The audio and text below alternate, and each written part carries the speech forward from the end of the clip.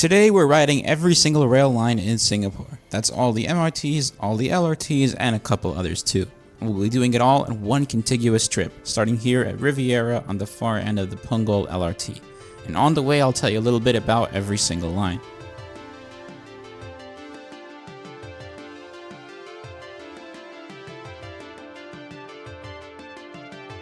Now I chose to start at Riviera in particular because the Cross Island line will stop here once it opens in the 2030s. But anyway, here we go, let's get this adventure started, and for the ride I brought along a special guest.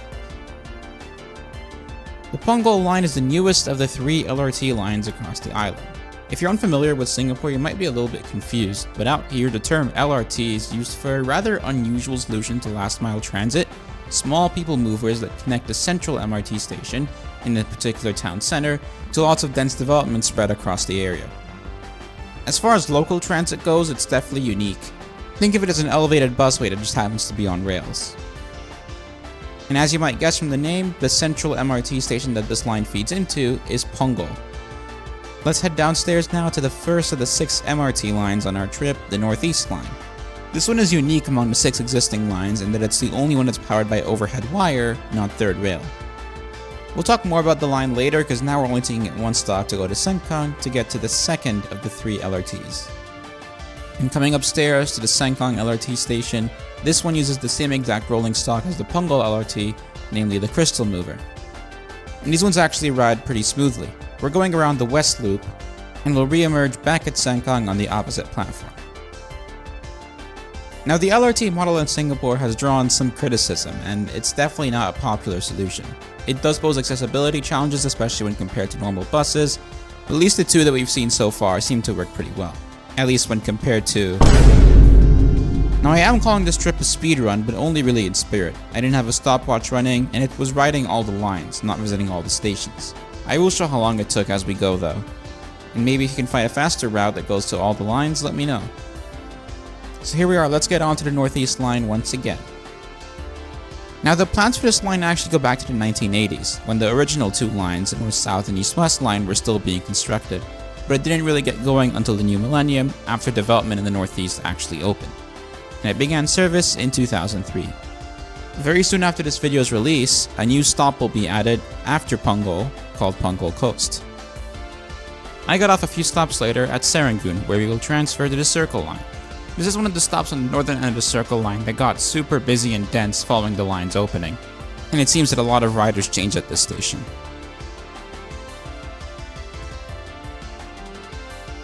The Circle line platforms here have 5 escalators per side, the most I've ever seen in a metro station.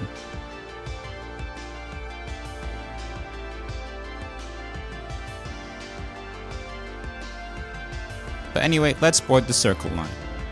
I talked about this line briefly in my Downtown line video, because it has very similar trains, but the Circle line has been a much bigger success than the Downtown line. In fact, it does get pretty packed, and you start to wonder whether the 3-car trains were enough. After all, that's part of why a new circle is being built to open in the next decade, known as the Cross Island line, of course. We'll change trains again here at Caldecott heading to the Thomson East Coast line, a line that I just did a video about, that specifically focused on the newest section of the line, but still gave a little overview about the line itself. There's not much to see on this part of the line though, as we go to some pretty sparse areas.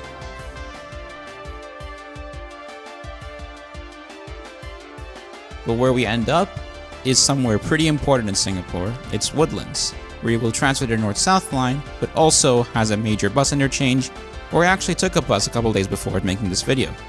I didn't record that one, but it was quite an interesting ride. But picking up on our little all-line speedrun, let's go on to the North-South line, which is above ground. This transfer did take a bit of a while, but I'd expect that going from underground to above ground, from a very new line to a very old one. As indeed, the North-South line was one of the first 2 lines to open. And it isn't really a straight North-South line, as we're actually traveling west right now. Indeed, this line is an upside-down U-shape, kind of like the Washington Metro Red Line, but rotated 180 degrees.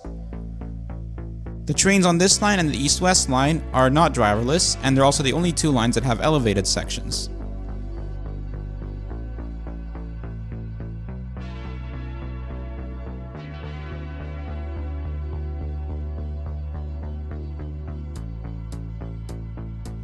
But anyway, we're pulling into Chua Chu Kang now, where we're gonna transfer to, yeah. It's time for the dinky. The Bukit Panjang LRT.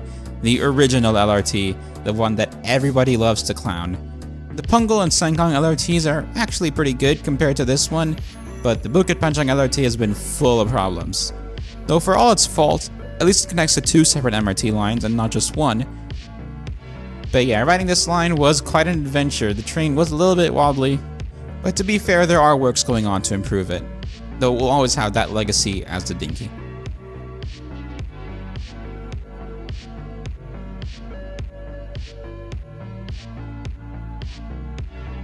But anyway, here's Bukit Panjang station itself, where we'll get onto the downtown line. I won't go on about the downtown line too much in this video because I did an entire video just about that line, which if you haven't seen, you absolutely should. But our ride today will actually go to the least dense parts of the downtown line, and some of the least used stations, not just on this line, but on the entire MRT system. Anyway, here is Botanic Gardens, not Botanical Gardens, but Botanic Gardens. Don't make that mistake. But let's change to the Circle line now for a second time, which we will now ride all the way around to its current terminus at Harbourfront. That's right, in 2024 the Circle line is still not a closed circle, but it's getting there. But here we are at Harbourfront, the Circle line's terminus, where we will exit the MRT system and get onto something completely different, the Sentosa Express monorail, which is inside Vivo City Mall.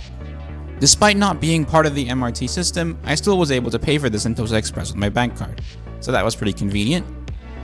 And as you might expect, this is a monorail line that gets you onto Singapore's Sentosa Island Resort, home to theme parks, golf courses, and tons more entertainment.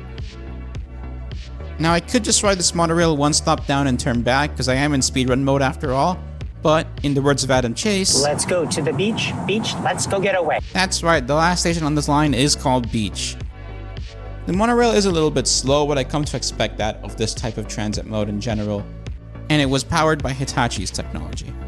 However, one thing I have to give this line is despite being slow, the frequency is very respectable at every 3 minutes, which is needed because the trains are only 2 cars long. And being here on a weekend, they were packed with vacationing families. But here we are back at Vivo City, having turned around the monorail. Let's get back into the MRT system. And it's our old friend the Northeast line for the 3rd time in this trip, but we're only going one stop to Outram Park, one of 3 triple points on the MRT system, though there are actually separate walkways for each specific transfer that can be made, which I think is a nice touch. And now time for our last MRT line, but arguably the most important in the entire country, the East-West line. The classic line, the longest one, the busiest one, the one that goes through all the classic neighborhoods, but yet the one that doesn't have direct train to the airport, despite technically being on the same line. Come on, get that right. That aside though, the East-West line is pretty fun to ride, especially on this stretch.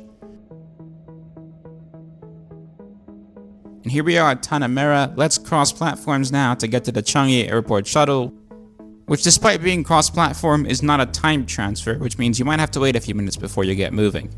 Although I am glad it's cross-platform in both directions, that's especially convenient for folks heading to the airport with luggage.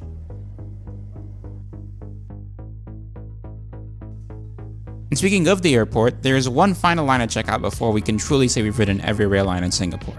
Of course, it's time for the Changi SkyTrain. Just like the Punggol and Sengkang LRTs, this one also uses Mitsubishi crystal movers, and I'm on the line between terminals 2 and 3 that cuts right through the Jewel. The SkyTrain here has landside and airside services, so I guess we haven't really ridden every line because we haven't gone airside, but I'm not flying in this video yet. But there we go, a bit under 5 hours later, every single rail service in Singapore in one contiguous trip, and that concludes my coverage of transit in this city-state. But we're not done with Southeast Asia just yet.